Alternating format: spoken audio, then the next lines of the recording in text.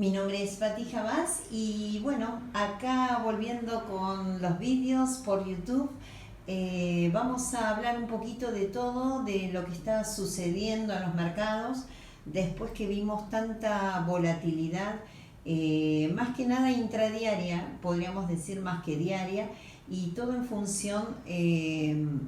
calculo, de todo lo que está pasando. Si uno llega a la conclusión de, como vimos, el resultado de las últimas 2 semanas, cuando en una primera etapa de los earnings, cuando empezaron con el sector bancario y demás, empezamos a ver todas las situaciones negativas, es decir, el impacto era negativo. Después vino el cambio a partir de Apple, y justamente cuando nos acercábamos al cierre de fin de mes, y a su vez, bueno, todo este tema de Ucrania, que se iba al mismo tiempo como el tema de la preocupación de la inflación, y en los medios diciéndonos que van a subir 2, 3, 4, 5 veces la tasa, es decir, como si fuera una apuesta a ver quién la puede pegar en decir cuánto va a subir la Fed las tasas de interés, cuando vemos en algunos resultados, como es el caso de hoy de Starbucks, que más está relacionado con el consumo y saliendo en forma negativa, como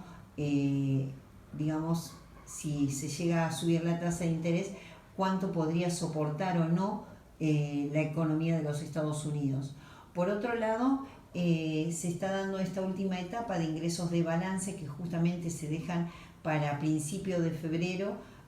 Las grandes, las big caps como Google, Amazon, como vimos AMD, que está impactando hoy y demás. Y todo eso después de, como les decía, es decir, dejaron los de impacto mayor positivo sobre el cierre de mes y principio de febrero, cuando al mismo tiempo están, digamos, con la incertidumbre que pasa con Ucrania, y cuando tenemos un precio de petróleo en extremos, hoy si bien retrocediendo, y el dólar retrocede al mismo tiempo que vemos el ingreso de los últimos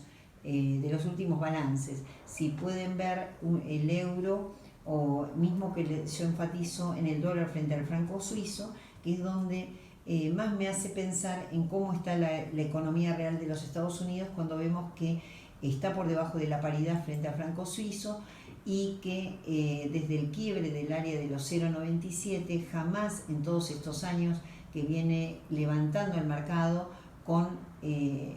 la pandemia al mismo tiempo, nunca el franco suizo pudo levantar nuevamente, ni siquiera a retestear el área de 0,97, y en estos momentos se encuentra en un lugar técnicamente muy similar a cuando fue antes de la pandemia, en diciembre del 2019,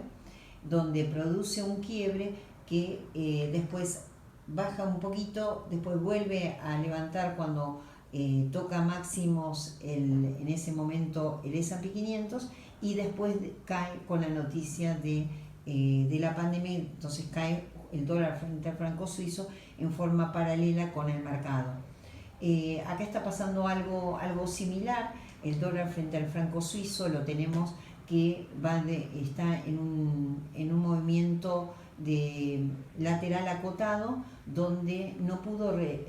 digamos, sostener el área de los 0,93, e inmediatamente fue a buscar el lado inferior del canal, que es justamente los 0,9170. Acá, bueno, venimos de 3 días justamente de baja consecutiva en lo que hace el dólar frente al franco suizo, y está nuevamente ahí apenas quebrando el 0,91. 0,91 sería acá el nivel justamente en el cual se mueve digamos, la media de 200, para el que está muy atento a esa situación, y en una situación límite con el momentum de corto retrocediendo, una definición que pudiera estar dada mañana con el ECB, el Banco Central de Europa, a ver qué hace respecto a las tasas de interés. Y después tenemos el índice de desempleo el viernes en los Estados Unidos, y la semana entrante el Consumer Price Index en los Estados Unidos. Todo eso va en forma conjunta definir qué pasa con el oro, qué pasa con el dólar, y acá el dólar frente al franco suizo es una situación muy importante. Y si quiebra justamente el 0,917 en dólar frente al franco suizo, me daría la pauta de que pudiera haber una caída conjunta con el mercado, me estaría anticipando algo así, y donde si ya adelanta suba de tasas Europa antes que los Estados Unidos, sabemos que el tema no es cuánto suba Estados Unidos, sino las relaciones con el resto del mundo. Entonces acá pudiera impactar sobre el dólar. Para que pueda ser un factor positivo para el oro, necesariamente deberíamos ver al ex-AU US dólar por arriba de 1820 puntos. Entonces una definición como esa daría un impulso importante en el oro, y obviamente se contagiaría la plata también. Y si ahora todo esto le sumo la parte técnica del mercado, donde veíamos que en la primera etapa, cuando llegaban los balances de los bancos y todo hacía pensar que todo venía para mal y negativo, y empezó el mercado a retroceder, y yo puse énfasis en el nivel de soporte del Nasdaq 100 del área de los 13.700 puntos, justamente como si sonara una alarma, en 13.723, creo que fue 23-24 el mínimo, y ahí salta el mercado, así como de la misma manera que vemos que está todo programado cuando en la jornada de antes de ayer, justamente el Credit Suisse le hace un upgrade a Tesla después que con su balance cae y llega al área importante que les había mencionado, el área de los 820-800, y justamente dice el Credit Suisse que es suficiente la baja y provoca una suba digamos estrepitosa, más que si hubiera llegado a un balance, y más o menos todo eso preparando el terreno para justamente el ingreso de las big caps que estamos viendo en las últimas jornadas, como para tener alto impacto sobre los índices y sobre el cierre de fin de mes, que era un momento importante, y justamente aceleran ese avance para poder dejar un cierre de fin de mes en el S&P 500 donde quedó, pero todo me hace pensar a que es muy similar el rebote que vimos desde esos 13.700 en el Nasdaq. Este rebote es lo mismo que rebotó en marzo del 2020, en los primeros días de marzo, 5 o 6 por ahí de marzo, que también hace el mismo movimiento, pero llega a un punto donde no puede superar y retoma la baja con mucha fuerza, y en forma coincidente con caída del dólar frente al franco suizo. Acá estamos viendo algo similar, es decir, si bien hoy estamos avanzando un poco para el S&P 500, que hay estos movimientos intradiarios que hablan de mucha manipulación intradiaria, que es realmente muy fuerte, que se llega a ver. Les grababa a mis clientes que justamente el SBXI en la jornada de ayer, cuando hasta el mercado se pone en negativo y se produce la apertura, ya lo hace al alza el SBXI, que es el ETF en favor del mercado, lo hace al alza, como el VXI lo tiran de entrada con gap a la baja, es decir, con esas situaciones que ya venían previendo el resultado de los balances, es decir, lo hicieron antes de que las cosas pasen. Entonces cuando veo esas situaciones es donde digo, bueno, obviamente que es altísimo el grado de manipulación, y acá justamente lo que estamos viendo hoy en el SBXI, que apenas retrocede un poquito, llamémosle, pero obviamente que ese poquito hace la diferencia, como también el hecho de que el S&P 500 al máximo que llega hoy, si retrocede a partir de ese nivel y vemos que el S&P 500 vuelve a caerse más o menos del área de 4.460 más o menos, entonces volvería a acelerar la baja, de la misma manera que vemos el Nasdaq 100, que en los máximos, digamos al cierre de mes, quedó quebrando a nivel de soporte, y en lo que respecta al día de hoy, con todos los balances estos que digo de Google, AMD y Facebook y demás, a pesar de esos avances, no alcanza a ni siquiera tocar nivel de resistencia, sino que justamente por las condiciones anteriores y los daños técnicos de semanas atrás, cuando ingresaron los balances de los bancos, ya tiene tanto el Nasdaq 100 como el S&P 500, justamente rebotan hacia ese nivel donde es una oportunidad de venta. Y acá me está hablando a las claras el Nasdaq 100, que con todo esto que está pasando de los balances no puede superar cierta área que tenía como importante, y justamente el hecho de mantenerse por debajo del área de los 15.500, que están muy lejos de los máximos de hoy, con todos los balances tocó 15.195,40, me habla a las claras de que más tendría posibilidad de ir a retestear el área de los 13.700, 13.800 puntos, y que ya sería más o menos 13.750 a 800 ahora el nivel de soporte, y que cuando vuelva a retroceder, si se da justamente con el dólar frente al franco suizo y vemos la tasa implícita del bono, que también la tasa implícita del bono de 10, que muchos hacen propaganda de que como que fue a buscar un nuevo máximo, si me lo comparan con la tasa implícita del bono de 30, van a ver que la tasa de 10 hizo un nuevo máximo de respecto digamos, a todo el movimiento que viene haciendo desde los mínimos del 2020, que superó los máximos que habíamos visto creo que fue marzo del 2021,